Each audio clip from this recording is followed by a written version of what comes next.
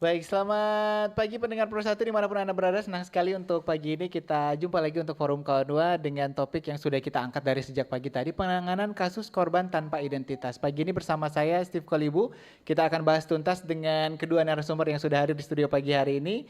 Di samping saya ada Bapak AKBP Dr. Tasrif KHIA, Kabidokes Polda Sulawesi Utara, Kepala Bidang Kedokteran dan Kesehatan ya Pak ya. Dari Betul. Polda Sulawesi Utara Pak Dr. Tasrif, selamat pagi Pak.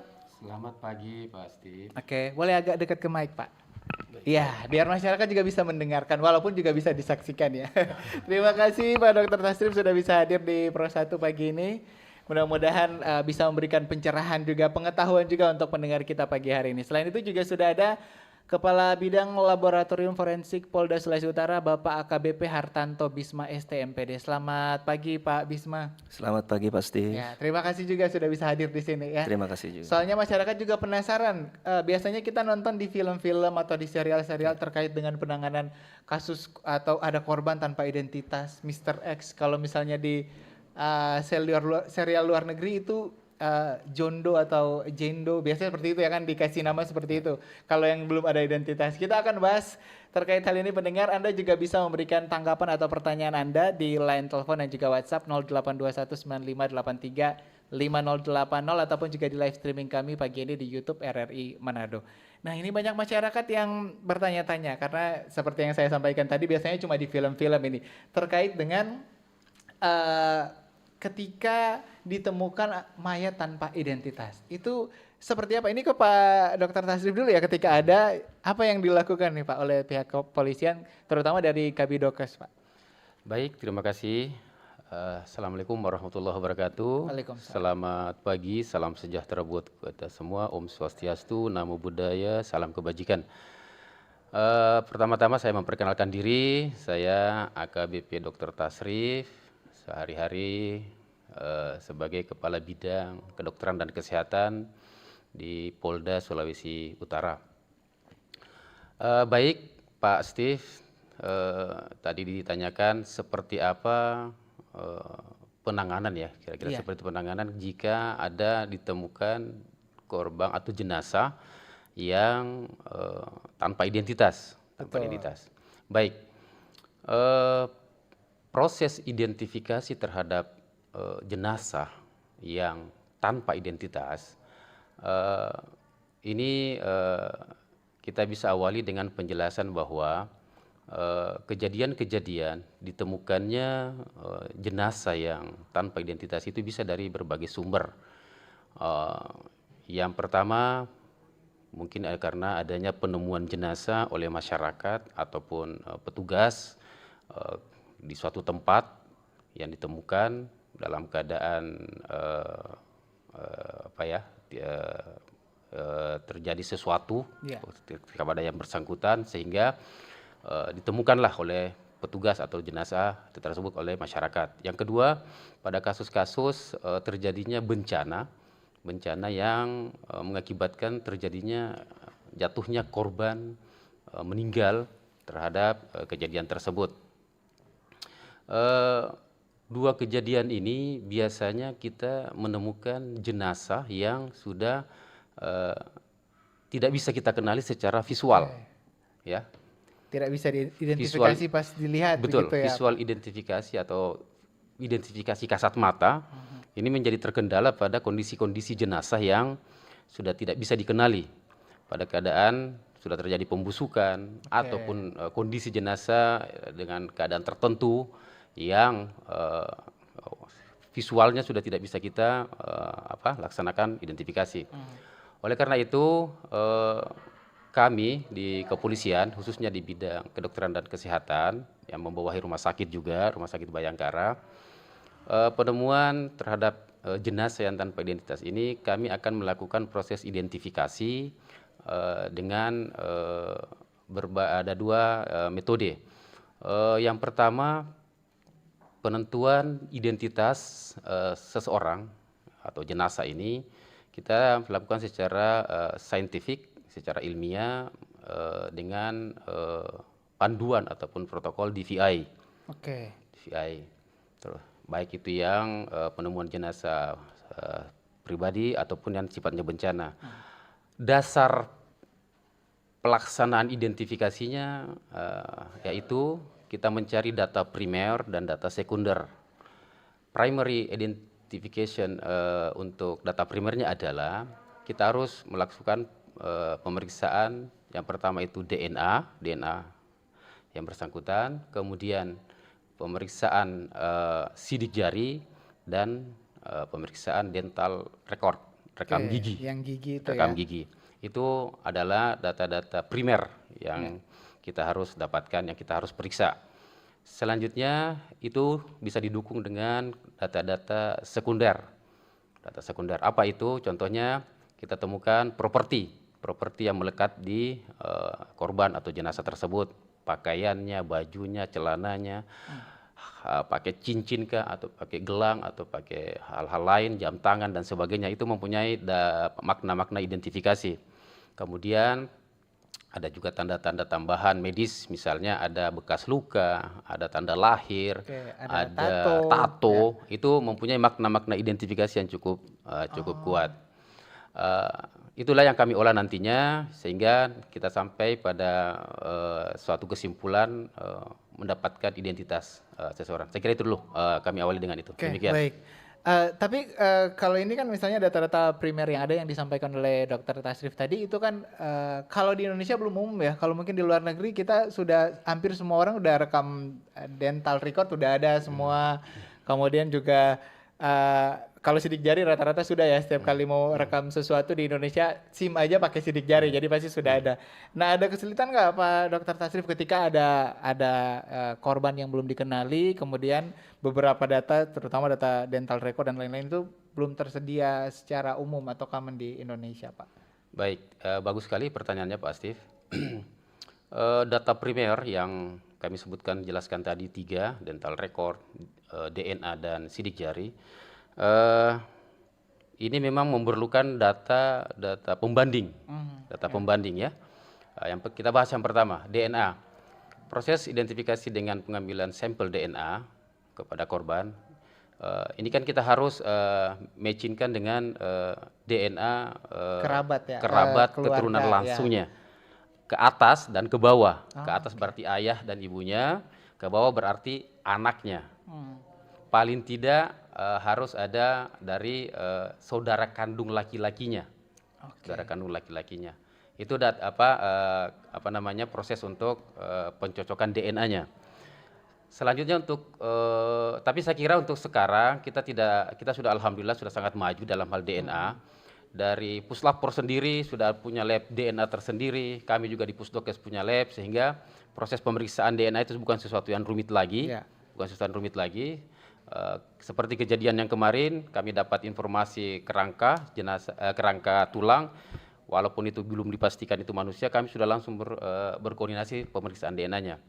Kemudian untuk sidik jari, saya kira kita juga sudah sangat berkembang untuk sidik jari ya. Alhamdulillah sidik jari itu database sidik jari, saya kira sudah terekam dengan baik melalui KTP kita. Kalau dulu memang ya KTP kan belum terpusat, kalau sekarang sudah KTP elektronik, saya kira database sidik jari itu sudah terekor semua, sehingga kita bisa ketika kita memasukkan rumus sidik jari seseorang, secara otomatis by sistem, by aplikasi akan keluar identitasnya. Kemudian yang terakhir dental record, betul ini memang memerlukan data pembanding. Maksudnya seperti ini, dental record ini mempunyai nilai identifikasi jika jenazah atau yang korban ini mempunyai riwayat pemeriksaan gigi sebelumnya di tempat misalnya di klinik gigi atau di rumah sakit dan sebagainya. Karena itu kan kita jadikan sebagai pembanding untuk mencocokkan dengan data gigi pada saat yang kita pelaksanaan pemeriksaan pada saat sudah meninggal. Nah, demikian. Oke, baik. Nah, berarti kalau untuk data primer ini apakah ketiga-tiganya harus lengkap, atau kalau misalnya salah satu saja tapi sudah ada pembanding tadi dan sudah bisa diidentifikasi, ya sudah langsung. Baik, dinyatakan teridentifikasi, korban dinyatakan dideklar bahwa ini teridentifikasi dengan seseorang atas nama A, syaratnya adalah terpenuhinya 1 data primer plus 2 data sekunder Oh, oke. sesuai dengan protokolnya demikian. Oke, baik. Jadi kalau sidik jari aja udah langsung Sudah, ya. udah bisa ya. Nah, setelah ini pasti ke Pak Bisma nih, teman-teman dari Lab4. Pasti apa yang dilakukan selanjutnya, Pak Bisma? Terima kasih Pak Steve.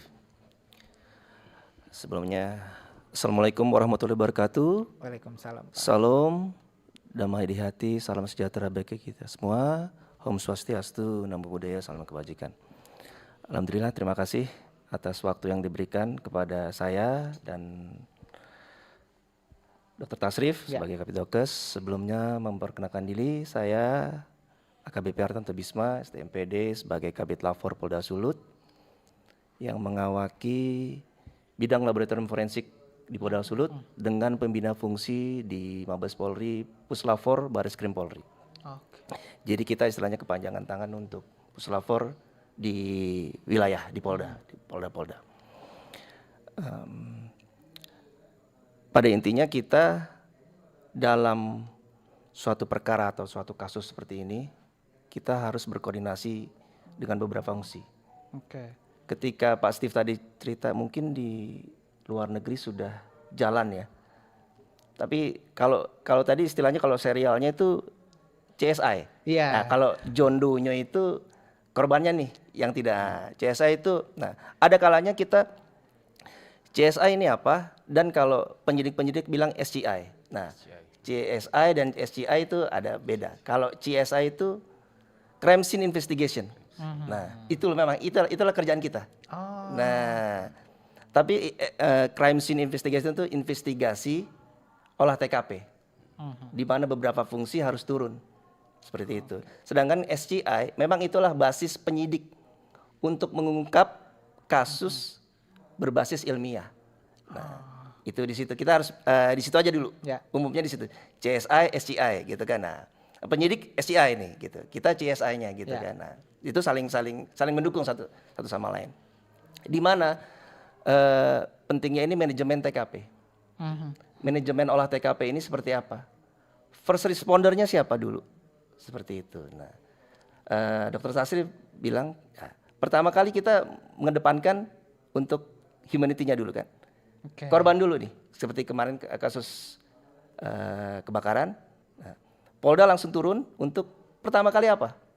Evakuasi korban. Ya. Nah, itu dia pertama kali. Adakah yang meninggal atau ada yang masih bisa Butuh diselamatkan? bantuan, Ya, seperti butuh bantuan. Nah, setelah itu barulah bagaimana penyidik jalan untuk mengungkap adakah tindak pidana. Ya. Nah, seperti itu. Nah, disitulah perannya laboratorium forensik dengan slogan Sanyata Karya Dharma, yaitu menjelaskan suatu perkara atau menerangkan suatu perkara berbasis ilmiah dalam membantu proses penyidikan. Seperti itu. Oke, baik ya. Mungkin di situ ya, mungkin Pak Steve, kita awalnya dulu seperti Ya, itu. boleh. Ya. Ini yang saya penasaran juga karena tadi kita perbandingannya langsung dengan luar negeri ya. Walaupun Ya. juga saya tahu dari beberapa informasi yang saya dapat itu Lab4 Polri itu salah satu yang terbaik lah di Asia, di dunia ya. Yes. Seperti itu ya. Yes. Dan Lab4 di setiap Polda juga perpanjangan dari Lab4 Puslab4. Pusat Laboratorium dan Forensik. Forensik ya. Iya. Nah ini kalau yang di daerah-daerah apakah juga punya peralatan yang mumpuni atau seperti apa Pak Bisma? Saat ini ada 11 laboratorium forensik Polda. Semua hampir sama kalau kita lihat di film CSI itu. Tapi kalau CSI namanya ya Pak Steve tahu lah di bidang media itu visual tuh harus bagus. Ya, Nah, ya. sebenarnya kalau nanti kapan-kapan pasti bisa main ke Boleh, laboratorium boleh. kita. Ya. Boleh. Itu alat-alat semua lengkap. Sama persis dengan di film CSI itu. Nah, CSI itu ada CSI NY, New York, CSI Miami gitu, banyak lah itu. Nah, di situ kita sama semua. Oke. Nah, jadi sampai yang poligraf kalau ada lagi nih filmnya nih, lie detektor itu kan untuk psikologi forensik itu, lie to me istilahnya itu ada kalau Pak Steve ngikuti film ya gitu kan. Nah, itu ada. Kita punya poligraf itu lie detektor di Sulut ini gitu. Iya. Untuk tes kebohongan, Ya. semua. Ya oke, ya, kita sebelumnya juga kita kasih tahu juga Bitlab4 Polda Sulut ada beberapa subbidang, ada 5 subbidang. Subbidangnya itu 1 fisika komputer forensik, Di situ di fisika komputer forensik itu di bawah ada beberapa unit, salah satunya Laka Bakar yang menangani kasus kebakaran seperti kemarin di kapal Barcelona. Kedua Detexus. Detexus itu seperti untuk lie detektor atau mendeteksi jejak tool marks-nya, pengerusakan seperti itu Detexus. Nah, yang ketiga di Viscomfor itu ada digital forensik. Digital forensik itu seperti cloning data, HP, Celebrate, atau seperti itu dengan menggunakan alat Celebrate itu kan. Nah, satu itu di fisika komputer forensik. Nah, kedua di balistik metalurgi forensik. Di situ ada 3 unit, balistik, forensik, metalurgi forensik, dan bahan peledak forensik. Nah, situ biasanya kalau gampangnya itu Balimetfor itu bom lah. Pemeriksaan bom itu di situ. Termasuk senjata api juga. Kasus penembakan seperti itu di Balimetfor. Nah, ketiga, dokumen uang palsu forensik. Nah, dokumen ini dokumen palsu, termasuk ijazah palsu, produk cetak, seperti materai palsu, itu Dokupalfor. Uang palsu juga. Nah, itu. Terus keempat, kimia biologi forensik. Jadi ada kimia biologi forensik. Nah, ini yang selalu bersinggungan dengan Dokfor nih. Kedokteran forensik ini di kedokteran itu kimia biologi. Di situ ada kimia, biologi dan toksikologi. Nah, dan kelima narkobafor, narkotik dan obat berbahaya forensik. Seperti itu. Jadi kita pemeriksaannya seperti narkotik ini jenis apa ya? Sabu kah? Methamphetamine atau ganja, seperti itu. Dan obat berbahaya juga gitu, jamu yang palsu, periksa ke kita. Itu untuk pengetahuan umum karena mungkin belum kenal ya. Betul. Masyarakat belum familiar lah dengan banyak alat-alat semua untuk pemeriksaan tersebut sudah lengkap. Ya. Luar biasa. Nah, ini juga pantes ya, maksudnya ketika ada kejadian-kejadian tertentu di Sulawesi Utara tidak harus menunggu lama, biasanya penyidikan ataupun hal-hal yang dilakukan oleh tadi analisisnya langsung gitu ya, nggak perlu lagi ke puslapor berarti ya. Betul. Baik. Sebelumnya memang kalau servis areanya di Sulawesi Utara itu ke Sulawesi Selatan. Lamanya dulu udah ada di situ laboratorium forensik ada, cuma sekarang karena memang, kita awal terbentuknya bidang laboratorium forensik Polda Sulut itu pada 24 Juli 2023. Seterusnya diresmikan itu 3 Oktober 2023. 2023. Dan memang termasuk baru lah. Masih bayi lah istilahnya ya, masih ya. Cuma dan saya dikukuhkan sebagai Kabid Lapor itu Desember 2023. Pada 7 Desember. Jadi memang baru, cuma semoga ke depan masyarakat masih mengerti. Ada beberapa sudah kok. Ada beberapa yang sudah kunjungan ketika universitas, SMA sudah pada kenal kok, ada sebagian gitu karena memang mereka kita lebih ke akademis ya, ada juga akademisinya juga untuk bersinggungan dengan kita. Mereka ngelihat wah ada Kabid Lapor nih. Karena ilmiah sekali gitu seperti itu. Ya pasti ya. Ini juga selain membantu penanganan kasus sebenarnya juga seperti tadi ya untuk ilmiah, akademis, itu juga bisa membantu. Betul mungkin sekali. ada mahasiswa, ada dosen-dosen juga yang membutuhkan hal itu. Bisa sudah ada di Sulawesi Utara lah. Betul sekali. Oke. Baik, terima kasih Pak Bisma, Dr. Tasrif juga. Kita harus jeda dulu sejenak nih. Pendengar Anda yang ingin bergabung boleh, tapi nanti di segmen selanjutnya di 082195835080 WhatsApp ataupun juga telepon. Anda juga yang memberikan komentar Anda di live streaming kami di YouTube RRI Manado juga boleh. Kami akan kembali lagi saat lagi tetap di Forum Kawanua. Kanal informasi dan inspirasi Pro1 RRI mempersembahkan Kita Indonesia. Kau dan aku memeluk bineka kita bersatu. Kita Indonesia. Indonesia sesungguhnya. Indonesiaisme. Nantikan RRI Fest 2025 tanggal 30 Agustus 2025 di Manado Bay. Selamat datang di era digital baru. RRI News kini hadir di genggaman Anda dengan aplikasi mobile terbaru. Temukan berita online terkini, cepat, dan terpercaya langsung dari perangkat Anda dengan fitur pembaruan berita real time dari aplikasi mobile RRI News. Anda tak akan pernah ketinggalan informasi. Nikmati kemudahan akses berita nasional dan internasional, berita terpopuler, dan video berita terbaru kapan saja dan di mana saja. Dilengkapi dengan teknologi terkini, aplikasi mobile RRI News memberikan pengalaman membaca yang lebih baik. Dapatkan notifikasi berita penting langsung di layar ponsel Anda. Jelajahi kategori berita yang Anda minati, mulai dari politik, ekonomi, budaya, hingga olahraga. Anda juga bisa berbagi berita penting kepada teman dan keluarga melalui media sosial dan aplikasi pesan, menjaga Anda tetap terhubung dengan dunia di sekitar Anda. Memiliki jaringan lebih dari 80 microsite tersebar dari Sabang sampai Merauke, serta memiliki tren pembaca yang semakin meningkat. RRI News menghadirkan liputan berita terlengkap dan terkini dari seluruh Indonesia. Unduh sekarang di Google Play dan App Store aplikasi mobile RRI News, membawa dunia ke dalam genggaman Anda. Aplikasi mobile RRI News, berita terkini dan terpercaya dalam genggaman Anda.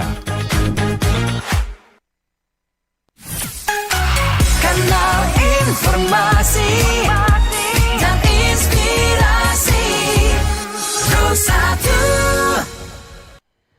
Balik lagi pendengar di Forum Kauno, masih membahas terkait penanganan kasus korban tanpa identitas. Masih bersama kedua narasumber yang luar biasa. Anda yang ingin bergabung bersama kami boleh di 082195835080. WhatsApp, telepon boleh. Kemudian juga di live streaming kami di YouTube RRI Manado boleh memberikan komentar. Dan ini juga kalau misalnya nih Pak Dr. Tasrif, ketika ada jenazah yang kemudian tidak bisa diidentifikasi. Nah, kriteria tidak bisa diidentifikasi itu seperti apa? Itu dulu sih sebenarnya ya. Kemudian ketika tidak bisa diidentifikasi, apa yang dilakukan terhadap jenazah tersebut?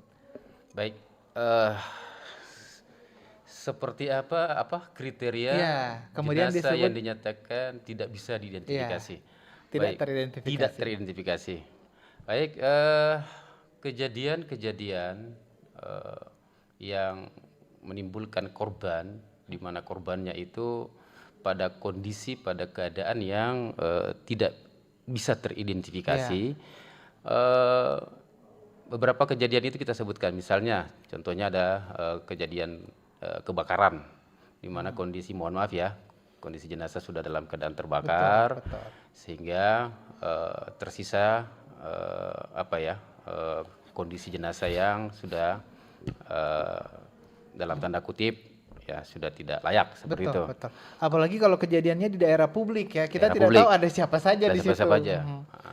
Kemudian ya pada kejadian penemuan jenazah yang sudah berbulan-bulan, yang dimana sudah terjadi proses pembusukan jenazah, nah itu sudah pasti akan sulit untuk diidentifikasi.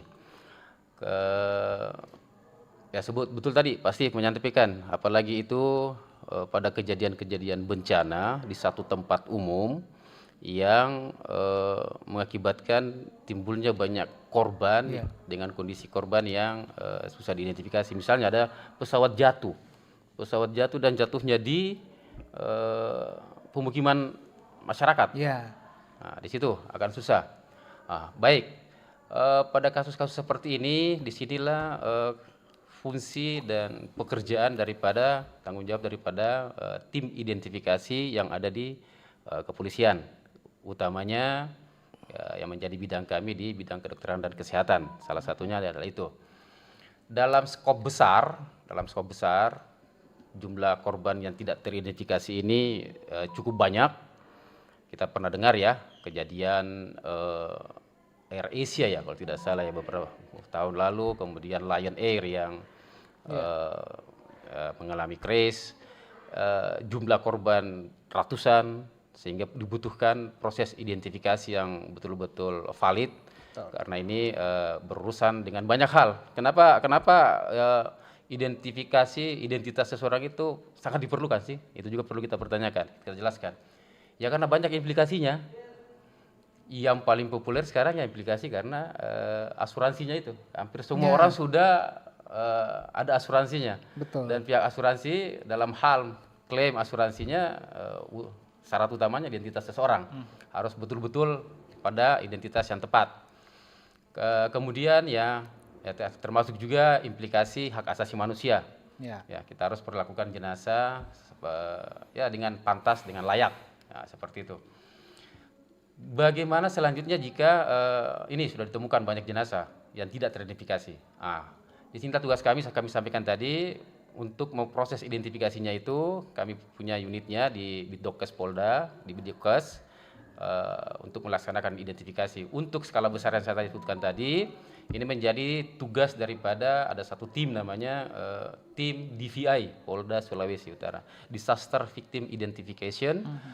Dengan tadi yang disebutkan Pak Bisma, metode kerjanya menganut yang SCI ya, Scientific Crime Investigation. Saya kira di situ jadi investigasi, identifikasi secara ilmiah. Ini kami juga perlu sosialisasikan ya Pak Steve ya, yang kemarin kejadian ini, yang baru-baru Barcelona. Ketika ada kejadian bencana dengan korban yang begitu banyak yang tidak bisa diidentifikasi, bagaimana sih masyarakat harus bersikap? Pada kejadian-kejadian seperti ini menjadi wilayah hukum. Kita berbagi dulu ya. Kalau pada saat kejadian bencana itu ada korban hidup, ada korban meninggal. Ya. Korban hidup itu ya mungkin dinas kesehatan, semua stakeholder kesehatan yang ada. Untuk penanganan korban meninggal itu menjadi area ataupun tanggung jawab daripada DVI, Disaster Victim Identification. Itu di bawah kepolisian. Kalau di sini DVI Polda Sulawesi Utara. Kami mensosialisasikan bahwa ketika terjadi suatu bencana seperti yang kemarin, DVI itu bekerja dengan cara sebagai berikut. Yang pertama, mendirikan posko antemortem. Jadi garis miring posko antemortem dan laporan pengaduan orang hilang. Di sini posko ini akan menampung seluruh masyarakat yang keluarganya masih belum ditemukan untuk melaporkan di posko ini, sekaligus akan kami mengambil data-data antemortem terhadap keluarga yang dilaporkan hilang. Dia pakai baju apa terakhir, apa tanda-tanda fisiknya, dan sebagainya. Data-data antemortem, data-data sebelum dia meninggal. Seperti itu. Kemudian penanganan jenazahnya akan kami lakukan penanganan di posko postmortem. Postmortem, apa itu? Pos yang kegiatan melaksanakan pemeriksaan jenazah untuk mendapatkan data-data primer yang tadi sampai sudah jelaskan. Ada apakah kita mengambil data sidik jari, kita mengambil data DNA-nya, dan kita mengambil rekaman gigi postmortemnya. Selanjutnya kami akan melakukan masuk ke rapat rekonsiliasi. Rapat rekonsiliasi itu adalah mencocokkan data temuan di postmortem dengan data antemortem. Karena itu data pembandingnya semua. Saya mundur sedikit, data antemortem itu termasuk apa? Kita suruh bawa ijazahnya, karena di ijazah itu kan pasti ada sidik jarinya. Betul, kita bawa hal-hal yang bersifat identitas sebelumnya yang sudah ada. Di rapat inilah kami akan mencocokkan disertai dengan ahli masing-masing, sehingga kami sampai pada satu kesimpulan bahwa jenazah ini adalah identitasnya adalah A, B, dan C. Demikian. Baik. Kita terima penelpon dulu nih sebelum nanti ke Pak Bisma juga yang sudah bergabung di 082195835080 Forum Kawanua. Selamat pagi. Selamat pagi Forum Kawanua. Iya, dengan siapa di mana Pak? Selamat pagi Steve. Selamat dengan pagi. Pak Sartono di Kombos. Pak Sartono di Kombos, silakan Pak Sartono. Terima kasih atas kesempatan diberikan. Selamat pagi teman-teman narasumber. Selamat pagi menjelang siang. Selamat pagi Indonesia. Selamat pagi juga Manado. Pagi Pak Sartono. Pagi, Pak Silakan Sartono. Pak. Langsung Pak. Berbicara tentang penemuan mayat yang identifikasi. Yang saya mau tanya, kalau seandainya mayat itu sudah membusuk atau sudah tidak terlihat lagi untuk diidentifikasi. Prosesnya itu. Kira-kira berapa lama untuk mau diproses hal itu untuk supaya mayat ini supaya terselesaikan Baik. dengan, Proses identifikasinya berapa dengan lama baik. ya Pak Sartono ya? Iya, dengan baik. Kira-kira Ya. berapa lama itu Oke. untuk diproses itu. Begitu juga kalau mau melapor, kalau ada hal-hal kejadian di lapangan, khususnya di masyarakat, berapa kira-kira apakah 1 kali 24 jam atau bayar untuk melapor? Oke, Kalau untuk bukan melapor kita ada yang orang hilang terlambat, begitu. biasanya kata melapor, oh sudah lewat ini, artinya begitu. Oke. Terima kasih, selamat pagi Merdeka. Terima kasih Merdeka Pak Sartono di Kombos. Silakan kalau masih ada di belakangnya Pak Sartono di 082195835080 sambil kita baca pertanyaan yang sudah masuk di live streaming kami di YouTube. Ada Kristo29. Di tahun 2025 ini sudah berapa kasus ditemukan jenazah tanpa identitas di Sulawesi Utara dan apakah sudah ada yang diambil oleh pihak keluarga? Terima kasih. Oke, baik. Sambil menunggu telepon satu lagi bisa ditanggapi ini dari Pak Sartono, Pak Bisma atau Pak Tasrif ini yang bisa menjawab ini terkait dengan kalau sudah membusuk berapa lama untuk proses identifikasi? Saya ya. Boleh. Baik, Pak terima Dokter. kasih Ya. Pak Sartono. Apa tadi? Salamnya salam Indonesia, salam Iya. pagi. Salam Semangat, salam semangat, Pak merdeka Sartono. juga. Salam merdeka. Baik, berapa lama kira-kira proses identifikasi pada korban-korban ataupun jenazah yang tanpa identitas ya? Seperti itu mungkin ya pertanyaannya ya. Ini tergantung daripada alat-alat ataupun makna-makna identifikasi data-data yang kita bisa dapatkan. Oke.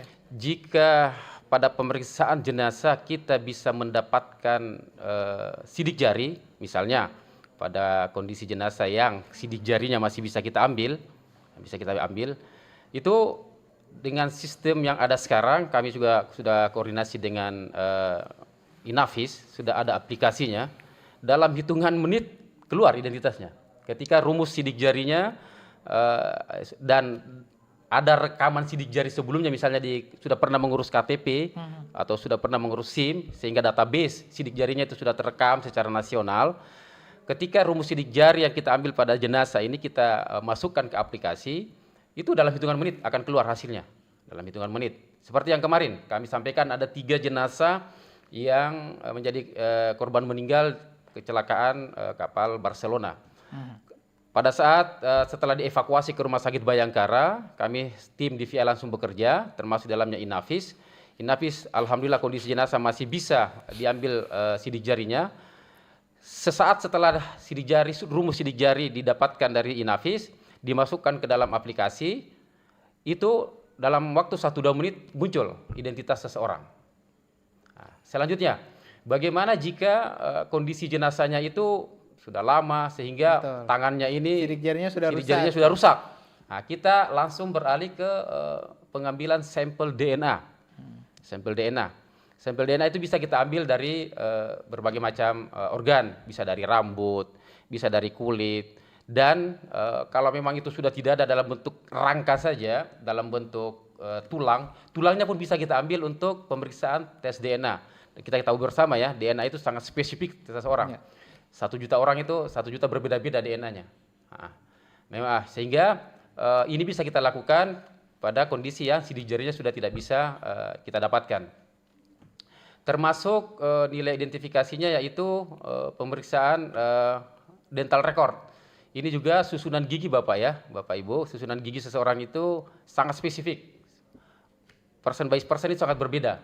Nah, saya kembali sedikit, bagaimana untuk proses DNA? Untuk DNA setelah kita ambil sampelnya, apakah dari tulang, dari dagingnya atau dari rambut, dari gigi, itu membutuhkan waktu kurang lebih 1 minggu Bapak. 1 minggu pemeriksaan di laboratorium DNA. Laboratorium DNA untuk saat ini masih terpusat di Jakarta, ada di laboratorium DNA Pusdokes dan ada laboratorium DNA di Puslapor. Untuk di Sulawesi Utara jadi belum ada, sehingga proses ini memakan waktu kurang lebih 1 minggu karena ya, proses transportasi dan seterusnya. Dan kalau proses pemeriksaannya kurang lebih 1-2 hari selesai Bapak. Tergantung juga ini ya, kalau korbannya terlalu banyak, tapi kalau banyak ya mungkin butuh waktu yang lebih besar lagi. Saya kira itu penjelasan kami. Oke, baik ya. Seperti itu Pak Sartono. Pak Bisma ada tambahan ataupun juga bisa menanggapi ini yang disampaikan oleh penanya di YouTube kita? Oke ya, meneruskan Dr. Tasrif, senior saya. Kebetulan kalau kita kan dari polisi sumber sarjana. Basic kita sebenarnya memang sains. Ah, Ya, kalau beliau kedokteran, PPSS 2003, saya PPSS 2004 di kimia saya, background saya kimia. Jadi kita meneruskan Dr. Tasrif bicara, sebenarnya kalau zaman dulu itu, kalau zamannya istilahnya kalau kita Sherlock Holmes itu belum ada DNA. Ya. Dia susah untuk, dan harus penyidik tuh harus lebih jeli semua barang bukti itu. Tapi kesini ada DNA. DNA lah yang bisa menjawab semuanya itu. Seperti itu. Dan kita seperti Dr. Tasrif cerita, ada antemortem itu dan postmortem. Nah, pemeriksaan identifikasi itu ada 3 fungsi. Inavis, kedokteran, dan puslapor. Nah, fingerprint sidik jari di inavis, DNA di kedokteran dan puslapor. Nah, ketika ditanya tadi pertanyaan, kalau jenazah yang tidak susah itu seperti apa? Insya Allah dengan teknologi DNA kita bisa untuk. Nah, tapi di sini ada pasti kan pihak keluarga atau pihak masyarakat kapan. Nah, dokter saya sudah cerita. Kita jarak waktu dengan pusat jauh. Jadi memang di Sulawesi Utara ini belum ada ya untuk alat DNA. Cuma kita berusaha cepat untuk pemeriksaan identifikasi ini, di mana DNA itu dapat menjelaskan identitasnya tersebut. Jadi pertama kali itu kita profiling. Profilingnya dulu DNA ini. Dia priakah, wanitakah, usia berapa, profiling. Nah, setelah itu udah dapat profiling, kita berikan ke penyidik, dan penyidik untuk mencari itu siapa. Nah, inilah yang agak kesusahan karena database DNA itu belum ada seperti fingerprint. Fingerprint ini kan sudah mulai ada di DNA ini ketika kita KTP ini kan sudah ada. Nah, sedangkan DNA ini belum ada. Nah, inilah yang kita mungkin mencari pembanding yang tadi disebut dokter, pembanding yang kita istilah minimalisir ya. Saat itu kejadian siapa yang di situ atau keluarganya ya diduga lah istilahnya kan. Nah, itulah kita minimalisir, nanti penyidik mencari pembanding tersebut dari keluarganya. Seperti itu. Nah, ada sebagai pengetahuan umum ya. DNA itu kan intinya tuh kayak kepanjangan deoksiribonukleat asid. Jadi DNA tuh jadi asam nukleat lah istilahnya. Di mana asam itu membentuk protein di karakter ke tubuh masing-masing individu manusia. Disitulah yang perbedaannya dari sekian seribu individu seperti dokter saya bilang, ada 1000 itu identifikasi. Itulah yang akan menjawab siapakah dia ini. Kalau Steve tadi bilang John Doe ini siapa nih? John Doe apa Jendu kan? Karena Jen kan kalau perempuan kan? Ya itu. Itu Pak. Meneruskan dari penjelasan Tambahan tadi ya. Ya, dari Kristo, yang pertanyaan dari Kristo. Tapi ini juga yang ingin saya tanyakan juga itu seperti tadi kan, kalau misalnya katakanlah bank data DNA di Indonesia kan belum ada ya. Kalau misalnya kejadiannya seperti misalnya bencana di KM Barcelona, ada keluarga yang tahu, ada keluarganya di situ datang. Tapi kalau yang mungkin hanya ada beberapa jenazah yang mungkin satu ditemukannya kemudian sudah lama tidak ada laporan orang hilang, nah itu pasti kesulitannya berbeda ya, Pak Ismail. Sorry, ada tambahannya. Kita di Puslapor sudah mulai program start itu untuk memulai database DNA. Nah, itu dia. Kebetulan tahun bulan kemarin, cuma kita baru buat jalan itu untuk ke tahanan-tahanan saja dulu. Per Polda. Ya itu nanti baru nanti. Tapi nanti kalau itu kan nanti visinya pasti ke pemerintah pusat, semua masyarakat punya database DNA. Nanti satu-satu data. Jadi ketika muncul profiling DNA-nya nanti siapa nih? Atau gampangnya nanti ketika Pak Steve hari ini megang meja ini, langsung bisa kita, di sini DNA-nya Pak Steve nih. Nah, itu aja. Jadi lebih mudah lah, karena teknologi lah itu. Betul. Bahkan juga kalau saya baca informasi dari luar negeri, ada yang bahkan identitas korban ini tinggal dapat ketika mereka ada database DNA, dapat kayaknya ini cocok, mungkin dia bapaknya atau apa. Ada yang seperti itu kan ya? Kasus paternitas. Betul. Itu juga sangat membantu sekali sebenarnya. Tapi kalau sekarang para narapidana dulu yang diambil nih, bahaya nih kalau residivis nih Pak ya. Ya, bisa langsung ketahuan ya. Iya. Oke. Ya itu dia, baru programnya itu dulu dari Puslapor ya. Oke, mulai dari situ Mulai dulu dari situ berarti dulu. ya. Mudah-mudahan nanti semua bisa masuk di database karena ya untuk Visi ke membantu depan, juga. visi ke depan kita mudah-mudahan biar bisa mengungkap kejahatan lebih cepat lah. Betul ya. Karena kan pasti masyarakat mintanya cepat Ya, itu seperti itu. Cepat dan tepat ini ya, masalahnya, betul Pak. sekali. Kita ke penelpon dulu sebelum nanti menjawab yang di pertanyaan Kristo kalau ada datanya ya. Kita ke penelpon. Selamat pagi Forum Kawan Dua. Halo. Halo, dengan Selamat siapa pagi, di mana Pak? kawan-kawan. Dengan Cliff dari Motoling, Minang Oke. Selatan. Cliff dari Minsel. Silakan Cliff. Selamat pagi Bapak-bapak dokter dari Selamat pagi Polri Pak Utara Cliff. ya. Ya. Pagi Pak Tim Cliff. Dokter. Sudah bagus penjelasan dari Bapak-bapak. Berarti sudah tidak khawatir lagi karena sudah didukung oleh teknologi kan seperti itu. Ya. Dan orang-orang yang punya memang orang belakang punya kemampuan dari mungkin di forensik ahli-ahli. Baik Pak. Tapi pertanyaan saya begini Pak. Kenapa banyak rumah-rumah sakit yang mungkin selalu mengumumkan ke masyarakat ada beberapa jenazah yang tidak dikenali. Jadi 3 sampai 4 bulan, terus karena mungkin tidak ada keluarga yang mengaku, akhirnya mereka melakukan penguburan lah begitu. Kira-kira permasalahan di situ apa? Apakah dari pihak rumah sakit tidak melaporkan ke Oke. apa itu? Baik, ke Polda Polda. lah, ke kepolisian lah ya. Kepolisian yang membidangi seperti kedua bapak ini, atau Oke. seperti apa? Baik. Soalnya kan kalau Dan mendengar kalau prosedurnya seperti apa juga? Apakah kemudian dari kepolisian boleh kemudian mengambil alih langsung begitu ya? iya, Pak Cliff, mungkin tidak ada kerjasama atau seperti apa karena itu kan pasti membutuhkan waktu, anggaran dan lain sebagainya. Baik. Jadi mohon dijelaskan supaya sebagai masyarakat tahu. Karena ada beberapa rumah sakit yang masih kebingungan karena mereka tidak bisa mengenali. Padahal kan kalau mendengar pemaparan dari bapak-bapak itu kan dari sidik jari, tulang, gigi, rambut, Baik. semua itu kan bisa teridentifikasi kan. Baik. Tapi Cliff. padahal jenazah itu masih utuh begitu. Tapi mungkin keluarga yang tidak Oke. seperti itulah. Terima Kira-kira kasih Pak Cliff di gimana itu, Pak? Terima kasih, Motoling selamat pagi. Minahasa Selatan. Selamat pagi. Nah kalau ini kan bukan kasus-kasus yang seperti tadi ya, bukan kasus lah istilahnya ya. Ada rumah sakit kemudian mungkin ada yang bawa ke rumah sakit, ditolong kemudian pasiennya meninggal. Apakah rumah sakit boleh minta tolong ke kepolisian nih untuk mengidentifikasi atau seperti apa? Ada prosedurnya kah atau bagaimana? Baik Dr. Pak Tasrif. Sip. Ya, kebetulan juga sebelum saya menjabat sebagai Kabid Dokes, saya kepala rumah sakit Bapak. Jadi mungkin ada case-nya, ada yang bisa Ada saya case yang seperti itu share, ya, yang Pak, ya? bisa saya Oke. share ya. Sebelumnya saya kepala rumah sakit Bayangkara di Sumatera Barat. Memang pada beberapa kejadian ada jenazah, baik itu temuan diantar oleh penyidik ataupun masyarakat ke rumah sakit, sifatnya temuan ya, temuan.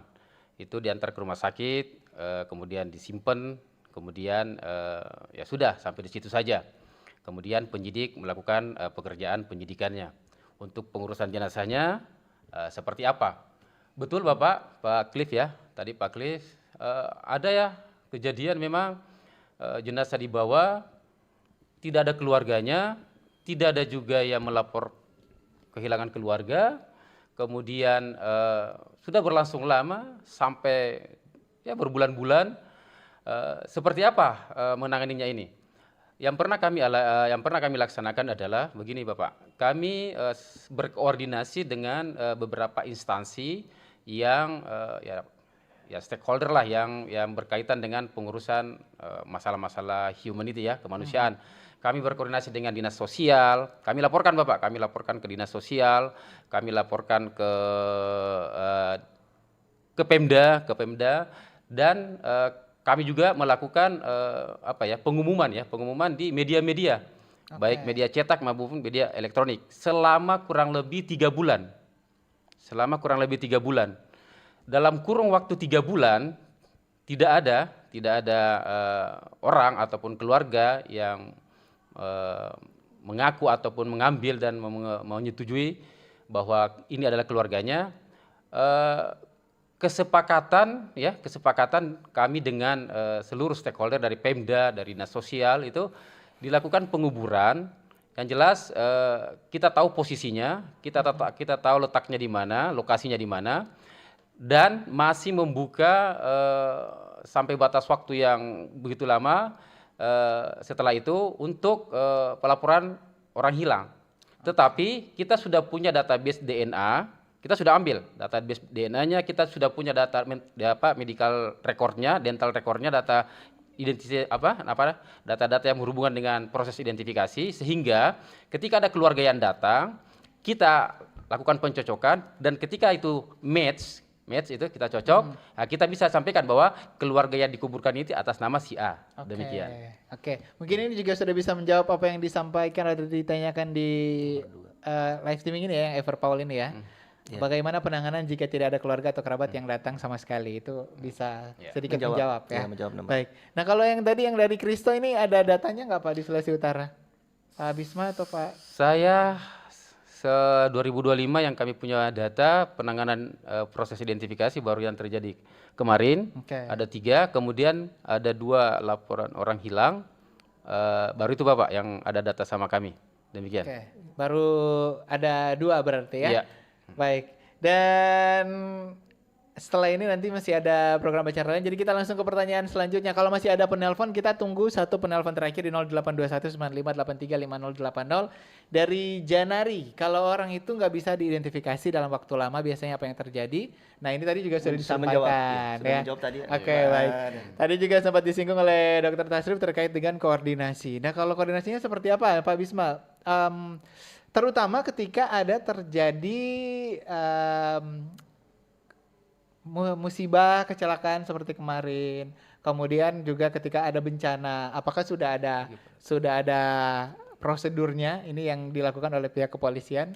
Silakan Pak Bisma. Ketika ada terjadi bencana seperti kemarin itu, apa yang dilakukan oleh kepolisian? Langsung ada timnya khususnya atau memang ada prosedur-prosedur yang seperti apa yang dilakukan?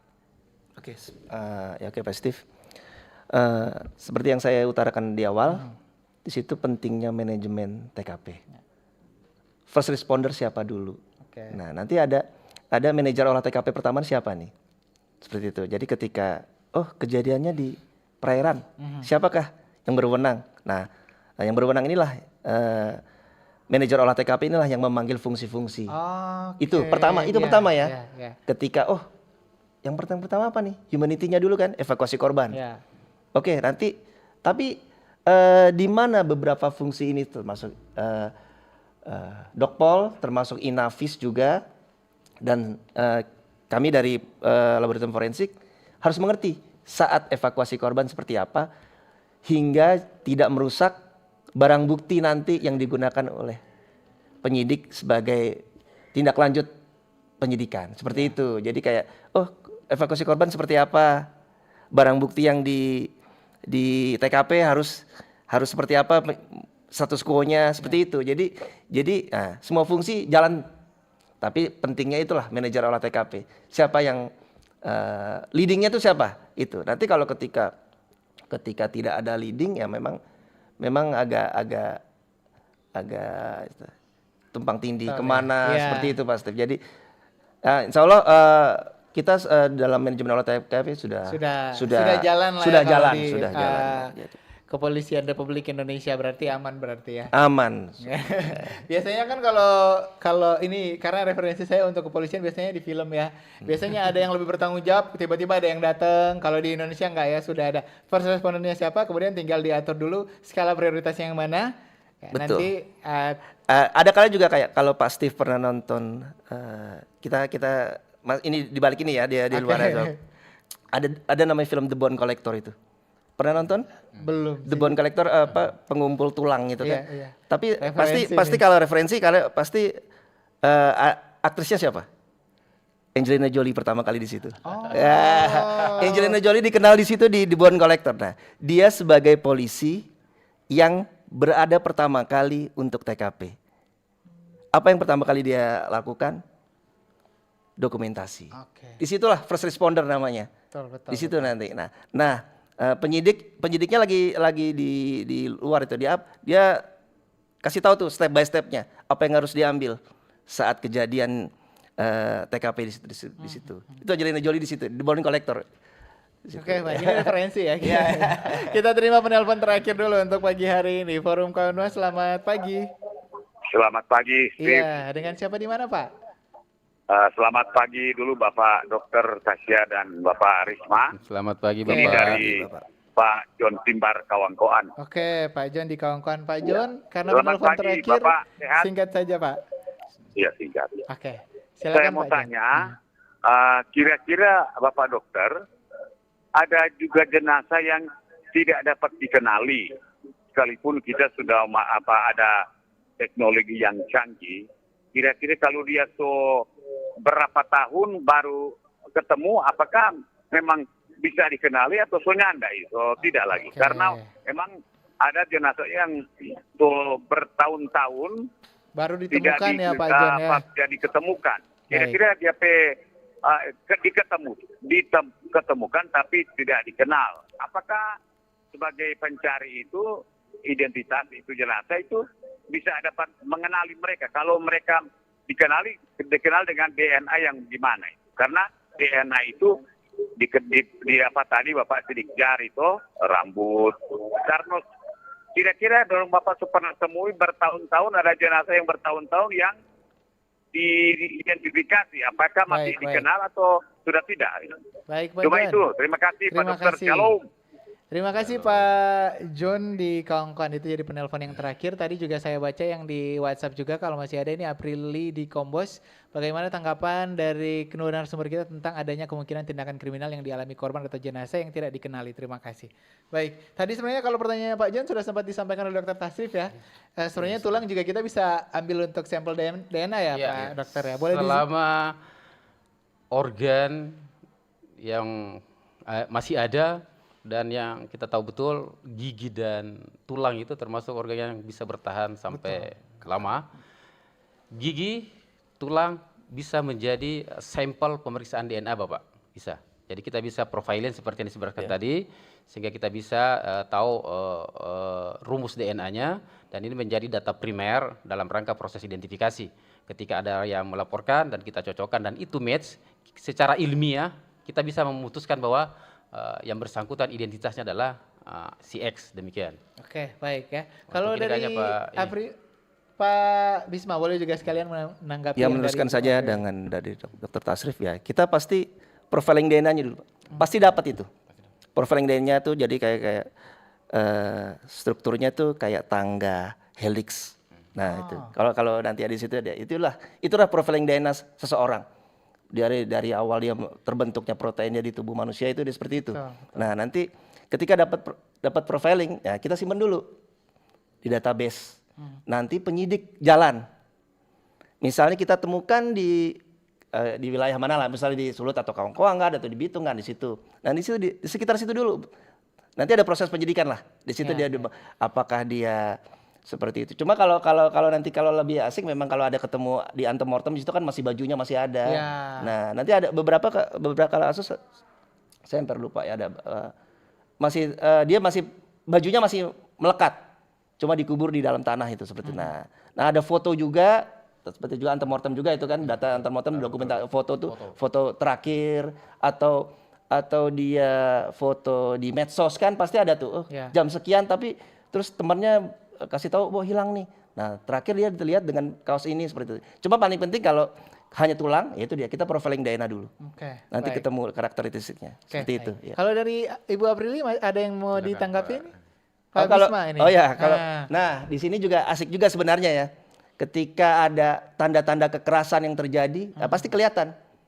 Nanti bedanya kalau nanti anatomi mungkin dokter lebih tahu ya. Nah, nanti ada tanda-tanda khusus. Di situ yang kita lihat tool marknya seperti apa, ataukah bekas pisau kah, atau bekas marknya tuh dari gergaji kah, itu nanti kelihatan. Cuma nanti kalau dari penjelasan dari dokter mungkin otopsinya menyebabkan benda tumpul seperti itu. Nanti tool marknya kita. Dia bekas gergaji, bekas pisau, bekas apa kita yang periksa seperti itu. Sebenarnya bahkan atau juga tapi agak kesusahan mungkin nanti kalau ketika tulang-tulang yang masih halus ya seperti itu. Oke, Seperti baik. itu. Bahkan juga kalau itu kan bahkan kalau diracun juga bisa ada Organ tubuh, organ tubuh kan iya. dicek juga karena Iya. di lapor tadi sudah ada yang bagian kimia dan lain-lain. Ya, sebagainya toksikologi, ya. itu di Ya, toksikologi. Baik. Toksikologi. Oke, terima kasih Bapak-Bapak. Ini yang terakhir, silakan Pak Bisma apa yang ingin disampaikan kepada masyarakat terkait topik kita penanganan kasus korban tanpa identitas. Kita sudah lumayan panjang lebar tadi ya menjelaskannya, tapi mungkin ada yang ingin disampaikan lagi kepada masyarakat pendengar kami. Silakan Pak Bisma dulu. Oh, terima kasih Pak Steve. Izin kami dari Bitlafor Polda Sulut telah ada sejak tahun 2003. Ke depan kita tidak lagi istilahnya penyidikan itu tanpa berbasis ilmiah. Jadi harus berbasis ilmiah itu.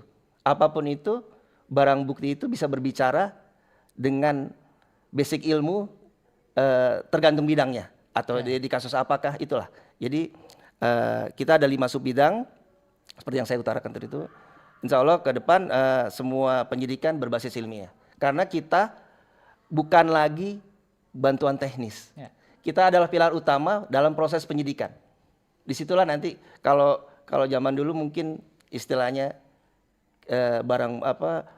pengakuan dulu.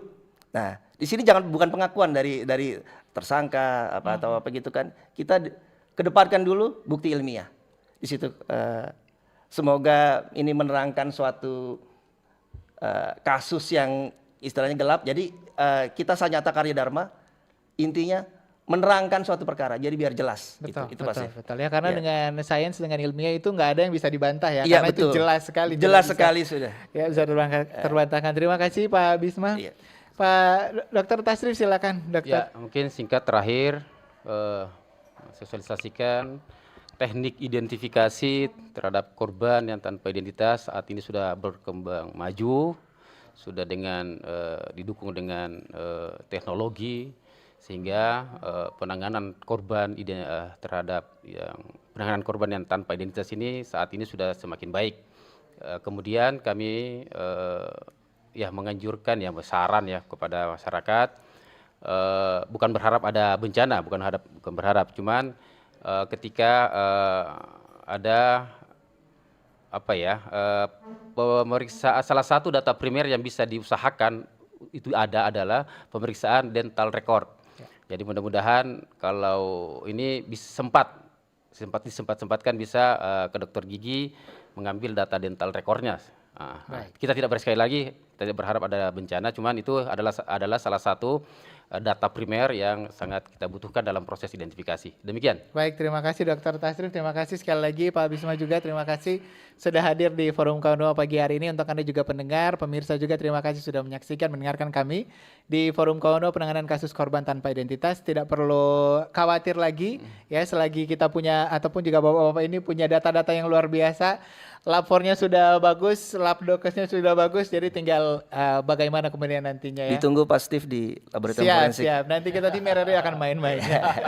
Dan saya Steve Kali mewakili seluruh kerabat kerja yang bertugas mengucapkan terima kasih. Jangan lupa setelah ini ada program acara Jaksa Menyapa bersama dengan Kejaksaan Negeri Sitaro. Tetap bersama kami, Pro 1 Kanal Informasi dan Inspirasi. Selamat pagi. Bersatulah Indonesia, jangan pernah terpecah belah. Walau kita berbeda, walau kita tak sama, Radio Republik Indonesia, kita Indonesia sesungguhnya.